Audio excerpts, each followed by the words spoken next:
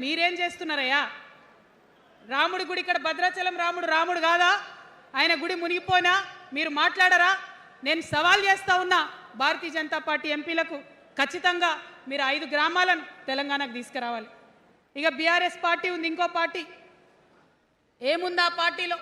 మొట్టమొదటి ప్రభుత్వం వచ్చింది, తొట్టతల్లి ముఖ్యమంత్రి గారు అయినరు.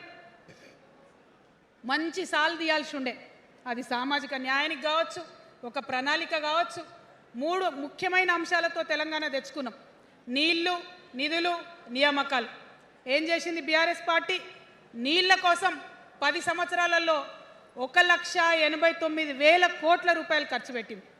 1,89,000 కోట్ల రూపాయలు ఖర్చు పెట్టి ఎన్ని ఎకరాలకు నీళ్ళు ఇచ్చిందంటే 14 లక్షల ఎకరాలకు నీళ్ళు ఇచ్చింది. అందులో 2 పెద్ద ప్రాజెక్టులు, ఒకటి పాలమూరు, ఇంకోటి కాళేశ్వరం. ఆ రెండిటికి కలిపి 1,21,000 రూపాయలు ఖర్చు పెట్టింది. ఎన్నిటికి నీళ్ళు ఇచ్చిరాయా? ఎన్ని ఎకరాలకంటే 1,00,000 ఎకరాలకు నీళ్ళు ఇచ్చింది. ఈ మాట బాధతో చెప్తున్నా. నేను కూడా బీఆర్ఎస్ అప్పుడున్న టీఆర్ఎస్కి నేను కూడా నా రక్తాన్ని, నా చెమటని, నా సమయాన్ని కుటుంబంతో, పిల్లలతో గడపాల్సిన టైంలో టీఆర్ఎస్ పార్టీ బలోపేతానికి పనిచేసిన వ్యక్తినే నేను కూడా. ఆనాటి కేసీఆర్ వేరు, ఇప్పటి కేసీఆర్ వేరు. ఆనాటి కేసీఆర్కి తెలంగాణలో చేనేత కార్మికులు చచ్చిపోతుంటే భిక్షాటన చేసిన కేసీఆర్ ఆనాటి కేసీఆర్. ఇయాలటి కేసీఆర్ మారిన మనిషి, మనిషి, మన మనిషి కాదు. ఏమైంది ఇయాలటి కేసీఆర్కి? హైడ్రాలో ఇల్లు కూలిపోతుంటే అరుస్తున్నారు, అన్నా ఎక్కడున్నావు రా, వచ్చిండ్రా? రాలే. వెలుగుమట్లలో ఇల్లు కూలితే వచ్చిండ్రా? రైతులకు వర్ష బీభత్సమై మొత్తం పొలాలు మునిగిపోతే వచ్చిండ్రా? చేవెళ్ళ దగ్గర బస్ యాక్సిడెంట్ అయితే వచ్చిండ్రా? ఎక్కడ చిన్న కష్టం వచ్చినా ప్రజలకు ఆ సారు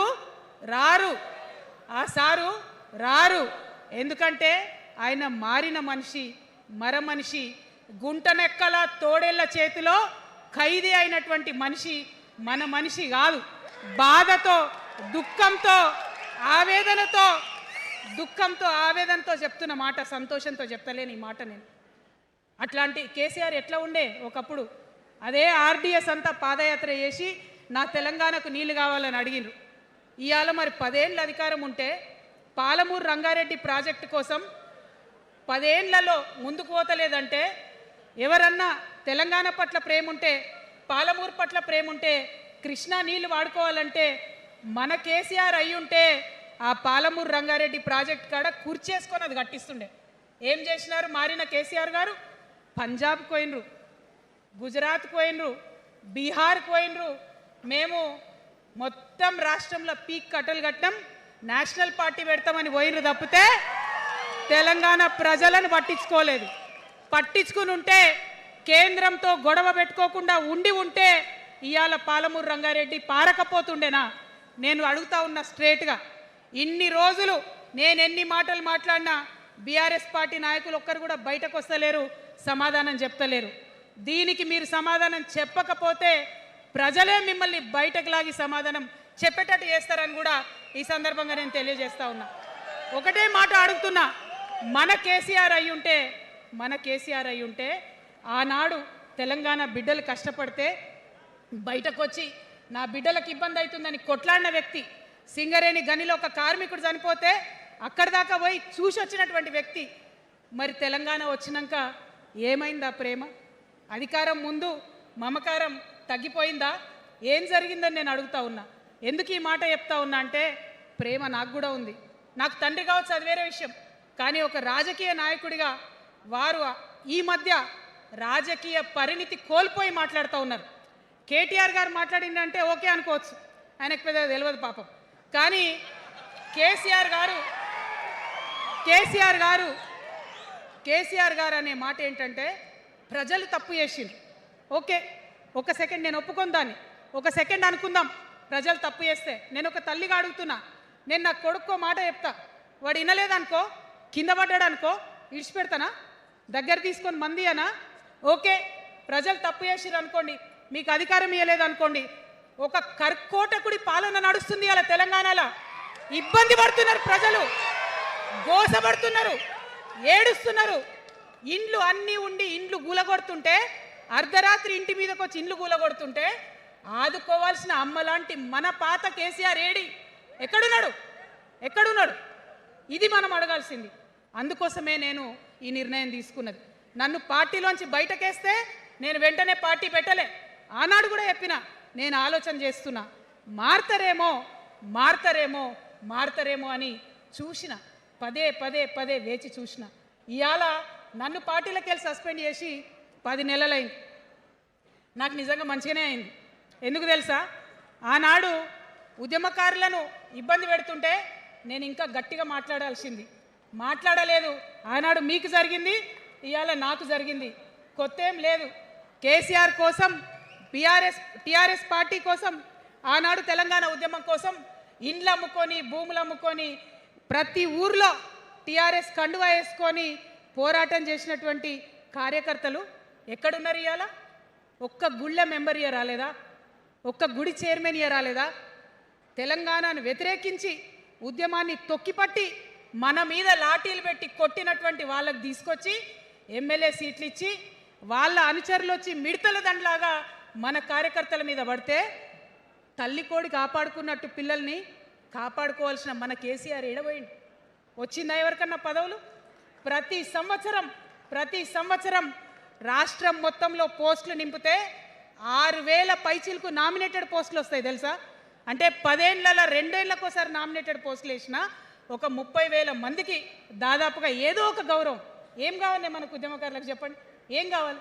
కండువా వేసుకొని పిచ్చోళ్ళ లెక్క తిరిగినందుకు, మన ఇంటోళ్ళని ఇడిచిపెట్టి తిరిగినందుకు ఇంత మర్యాద కావాలి. మా సార్ నన్ను గుర్తుపట్టిండా, మా పార్టీ నన్ను గుర్తుపట్టింది, నాకేదో చిన్న పదవి ఇచ్చిరని చెప్పుకుంటే ఒక మర్యాద ఉంటుంది. వచ్చిందా మనకు ఆ మర్యాద? ఎక్కడన్నా వచ్చిందా? ఆనాడు అవహేళన చేసిర్రు, పార్టీలకు వచ్చి మళ్ళీ అవహేళన చేసిండ్రు.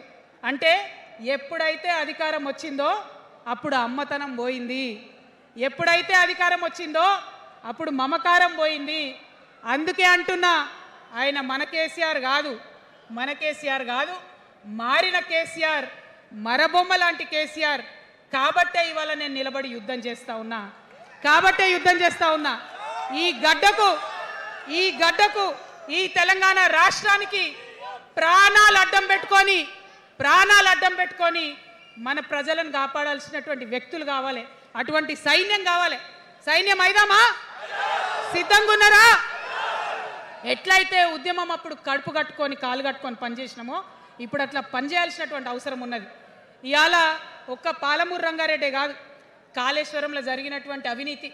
ఒక మాట ఆలోచించాలి. మన కేసీఆర్ అయితే ఏమన్నాడు అప్పుడు ఉద్యమంలో? నా బిడ్డ కానీ నా కొడుకు కానీ తప్పు చేస్తే తీసి పారేస్తా పార్టీలకు వెళ్ళన్నారు. ఇవాళ నేనేం చేసిందే మీకు తెలియదా? నేనేం చేసిన? కాళేశ్వరంలో అవినీతి జరిగిందన్నమాట చెప్పిన.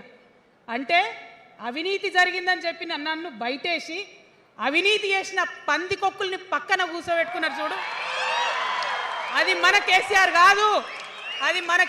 కాదు. ఆత్మలేని మరబొమ్మ ఇప్పుడున్న కేసీఆర్. మన కేసీఆర్ కాదు. మన కేసీఆర్ అయితే కళ్ళెత్తి చూసే ధైర్యం ఉండకుంటుండే, కాళ్ళు మొక్కేటటువంటి తత్వం ఉంటుండే. ఇవాళ అది మన కేసీఆర్ కాదు. కాబట్టే ఎదురుగా నిలబడి కొట్లాడుతా. నాతో కలిసి వస్తారా? సిద్ధమేనా? ఇవాళ బీఆర్ఎస్ పార్టీ చేస్తున్నటువంటి అనేక తప్పులు, అనేక అంశాలు ఉన్నాయి. ఒకటి కాదు, రెండు కాదు. ఇది ప్రారంభం మాత్రమే. మొదలు పెట్టినాం, జస్ట్ ఇల్లలికినాం. In front there is crocodiles festival. తర్వాత చాలా చెప్పేది ఉంది, అప్పుడు చెప్దాం. ఇప్పుడు ఏం జరుగుతుంది ఈ రాష్ట్రంలో? ఒక కర్కోటకుడు ఆయన పరిపాలన జరుగుతుంది. బాధ అనిపిస్తుంది ఒక పొలిటికల్ లీడర్ని కర్కోటకుడు అనాలంటే. కానీ అనక తప్పని పరిస్థితి.